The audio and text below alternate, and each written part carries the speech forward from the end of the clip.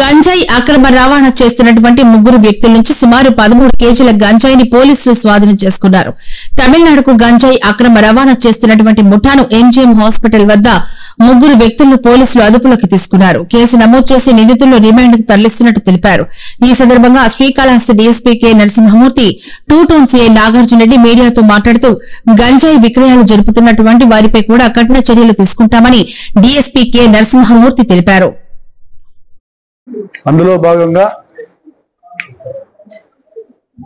Kalahasti sub division లో మేము కూడా గంజాయి మత్తు పదార్థాల మీద, సరఫరా చేసే వారి మీద, అమ్మే వాళ్ళ మీద, ప్రోత్సహించే వారి మీద ప్రత్యేక నిఘా పెట్టడం జరిగింది.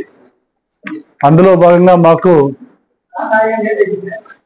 మా two town inspector Nagarjuna Reddy వారికి క్రెడిబుల్ ఇన్ఫర్మేషన్, అంటే వీళ్ళు పలానా చోట ఉన్నారు అని చెప్పేసి ఇన్ఫర్మేషన్ రావడంతో మా ఇన్స్పెక్టర్ గారు వారి సిబ్బంది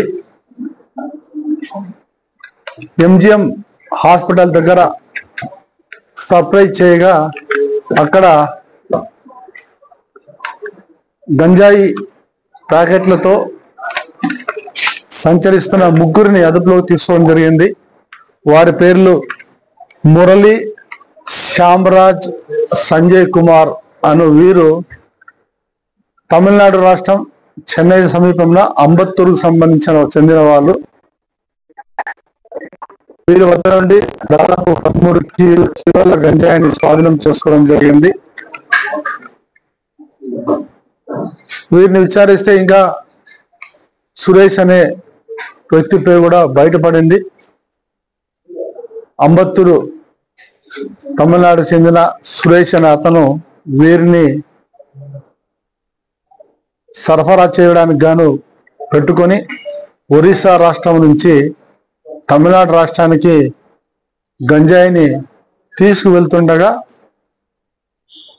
మాకు రాబడిన సమాచారం మీద మా ఇన్స్పెక్టర్ గారు వారి సిబ్బంది వారిని అదుపులోకి తీసుకొని వారి వద్ద నుంచి 13 కేజీల గంజాయిని స్వాధీనం చేసుకొని కేసు నమోదు చేయడం, ఇంట్రాగేట్ చేయడం జరిగింది.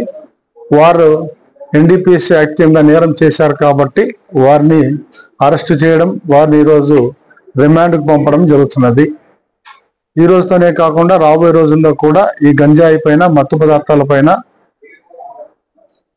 ప్రత్యేక నిఘా పెట్టడం జరుగుతుంది.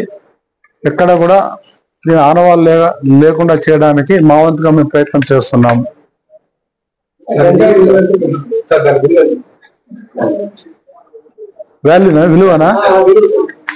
విలువనా సరే, విలువ ఎక్కడ